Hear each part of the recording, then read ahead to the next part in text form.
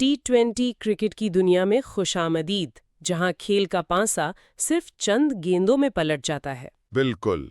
ये फॉर्मेट है ही धमाका खेज बैटिंग, बड़े छक्कों और तेज रफ्तार एक्शन का। और आज हम इसी रफ्तार की गहराई में उतरेंगे। हमारे पास T20 तारीख की तेज तरीन सेंचुरियों की एक फहरिस्त है, लेकिन ये सिर्फ नंबरों की कहानी नहीं है। नहीं, बिल्कुल नहीं।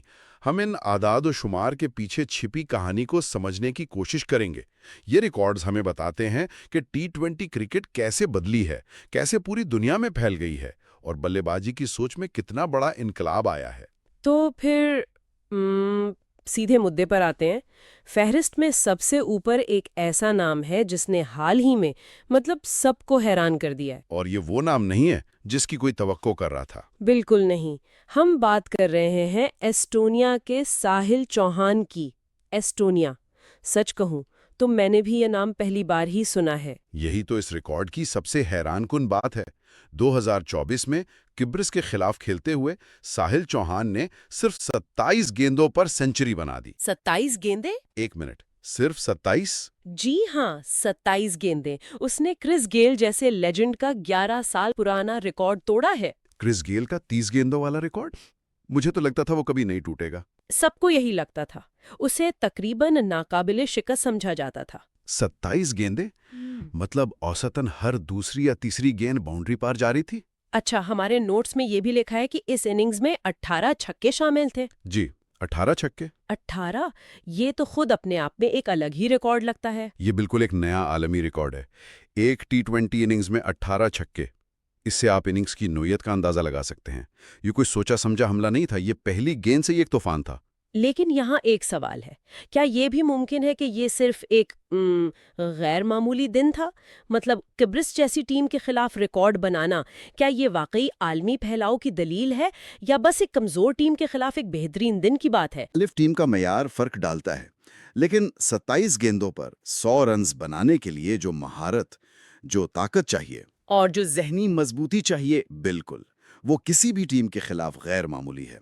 ये सिर्फ एक अच्छा दिन नहीं होता, ये इस बात की अलामत है कि एसोसिएट ममालिक में भी टैलेंट मौजूद है, जिसे अब T20 के जरिए एक प्लेटफॉर्म मिल रहा है। सही, पहले ऐसे खिलाड़ियों को शायद मौका ही नहीं मिलता था। कभी नहीं, और अब वो आलमी रिकॉर्ड तोड़ रहे हैं।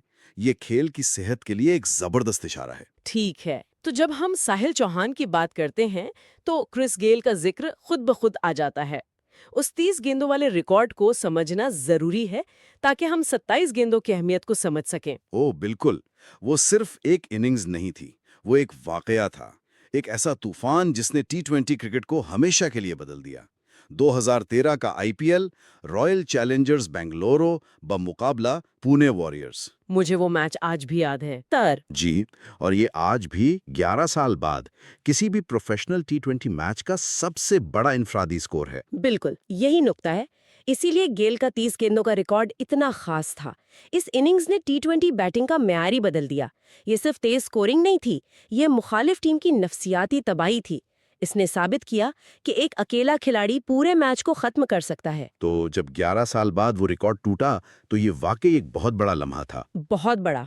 अच्छा, तो एक रिकॉर्ड हमारे पास एसोसिएट मुल्क से है, दूसरा IPL जैसी बड़ी लीग से। लेकिन जब हम बड़े बैनुल-अक़वामी मुकाबलों की बात करते हैं, जहां दुनिया की टॉप टीमें आमने सामने हों, वहां क्या सूरत हाल है? जाहिर है वहां दबाव और बॉलिंग का म्यार बिल्कुल मुख्तलिफ होता है। ये बहुत अहम फर्क है।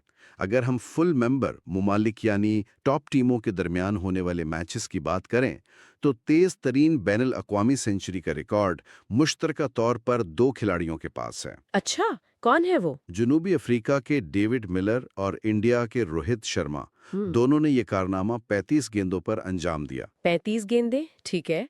लेकिन एक मिनट, मेरे नोट्स में नेपाल के कुशाल मल्हा का नाम भी है, 34 गेंदों पर सेंचुरी।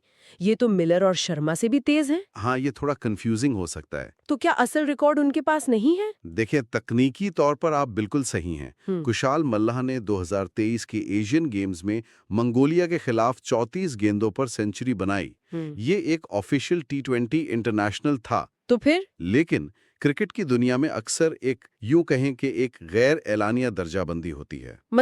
हाँ, लेकिन वाली बात आ जाती है ना, कि फुल मेंबर्स के खिलाफ रिकॉर्ड की अहमियत अलग है। बिल्कुल, क्योंकि ऑस्ट्रेलिया, इंग्लैंड या इंडिया जैसी टीमों के बॉलर्स का सामना करने का दबाव बिल्कुल मुख्तलिफ होता है।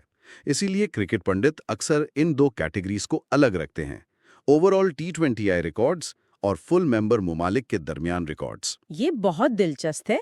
यानी एक ही खेल में रिकॉर्ड्स के भी कई परतें हैं। अच्छा, अगर हम फहरिस्त पर वापस नजर डालें तो कुछ और भी नाम हैं जो तवज्जो खींचते हैं, जैसे इंडिया के ऋषभ पंत। जी हाँ, ऋषभ पंत 32 गेंदों पर सेंचुरी, तीसरे नंबर पर। उन्होंने ये कारनामा 2018 में दिल्ली के लिए खेलते हुए सैयद मुश्ताक अली ट्रॉफी में अंजाम दिया। और ये दिखाता है कि इंडिया का डोमेस्टिक सिस्टम किस तरह के जारेहाना खिलाड़ी पैदा कर रहा है। बिल्कुल। लेकिन इस फहरिस्त में एक नाम ऐसा है जो मुझे सबसे ज्यादा दिलचस्प लगता है, एक पुराना नाम। मैं जानती हूँ आप किसकी बात कर रहे हैं, एंड्रयू साइमंड्स। जी, एंड्रयू साइमंड्स 34 गेंदों पर सेंचुरी। लेकिन ये 2004 में बनाई गई थी। 2004? ये तो T20 क्रिकेट का बिल्कुल इब्तिदाई जमाना था, एक तरह से पत्थर का दौर। उस वक्त वो ऐसा कैसे कर रहे थे? यही बात उन्हें खास बनाती है। 2004 में जब इंग्लैंड में पहला T20 टूर्नामेंट शुरू हुआ तो ज्यादातर टीमें इसे क्रिकेट लाइट समझ रही थी, एक तफरीही फॉर्मेट। किसी को उसकी हिकमत अमली का भी ठीक से इल्म नहीं था। बिल्कुल नहीं, लेकिन साइमंड्स ने इसे एक संजीदा पावर हिटिंग डिसिप्लिन के तौर पर लिया। उनकी कैंट के लिए खेली गई वो 34 गेंदों की सेंचुरी एक दहाई तक एक मयार बनी रही। वो अपने वक्त से बहुत आगे थे। तो ये कहना गलत नहीं होगा कि जो खेल आजकल के बल्लेबाज डेटा और जदीद कोचिंग के साथ खेलते हैं, साइमंड्स वो 2004 में सिर्फ अपनी कुदरती सलाहियत की बुनियाद पर खेल रहे थे। बिल्कुल।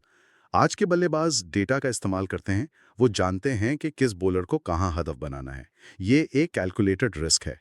साइमंड्स की इनिंग्स खालिसतन टैलेंट और बेखौफी पर मबनी थी। वो इस फॉर्मेट के पहले हकीकी सुपरस्टार थे। और ये जारेहाना सोच हमें स्ट्राइक रेट में भी नजर आती है। इस फहरिस्त में मौजूद तमाम खिलाड़ियों का स्ट्राइक रेट 250 से ऊपर है। साहिल चौहान का तो 351 से भी ज्यादा था। 351 का स्ट्राइक रेट, जरा सोचें। इसका मतलब है कि वो हर गेंद पर 3.5 रन्स बना रहे हैं। ये आदाद-ओ-शुमार दिमाग को घुमा देते हैं।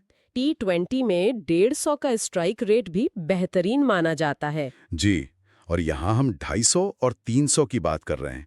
ये सिर्फ पावर हिटिंग नहीं है, ये बैटिंग की सोच, तकनीक और बेखौफी में एक इनकलाबी तब्दीली को जाहिर करता है। तो अगर आज की सारी गुफ्तगू का खुलासा करें तो जो सबसे बड़ी बात सामने आती है वो ये है कि T20 की तेज तरीन सेंचुरी का रिकॉर्ड अब क्रिस गेल या रोहित शर्मा जैसे किसी सुपरस्टार के पास नहीं, बल्कि एस्टोनिया के साहिल चौहान के पास है, जो इस खेल के आलमी फैलाव की एक जबरदस्त और गैर मुतवक्का मिसाल है। हमने ये भी देखा कि क्रिस गेल का पुराना रिकॉर्ड क्यों इतना खास था, क्योंकि उसकी 175 नॉट आउट की इनिंग्स आज भी एक ऐसा रिकॉर्ड है जिसे कोई नहीं तोड़ सका।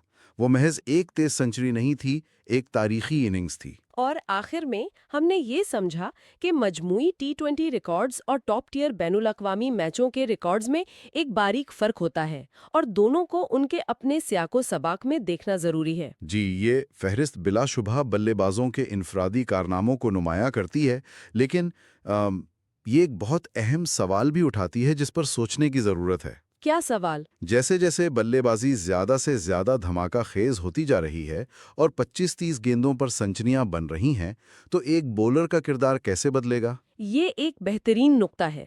क्या बॉलर्स अब सिर्फ बॉलिंग मशीन बनकर रह गए हैं जिन पर बल्लेबाज प्रैक्टिस करते हैं? क्या खेल का तवाजुन बिगड़ रहा है? कुछ लोग ऐसा जरूर सोचते हैं, लेकिन मेरा ख्याल है कि जहां चैलेंज होता है वहां जिद्दत भी आती है। हम बॉलिंग में नई हिकमत अमलियां देखेंगे, जैसे कि शायद ज्यादा दिफाई बॉलिंग, जैसे वाइड यॉर्कर्स या स्लोअर बाउंसर्स का ज्यादा इस्तेमाल। हो सकता है कि टीमें स्पिनर्स पर ज्यादा इन्हिसार करें जो रफ्तार को कंट्रोल कर सकें। या फिर शायद खेल के कवानीन में तब्दीली की जरूरत पड़े। ये भी हो सकता है, लेकिन ये वो सवाल है जिसका जवाब आने वाला वक्त देगा। क्या T20 मुकम्मल तौर पर बल्लेबाजों का खेल बन जाएगा या बॉलर्स इस हमले का कोई नया जवाब तलाश कर लेंगे?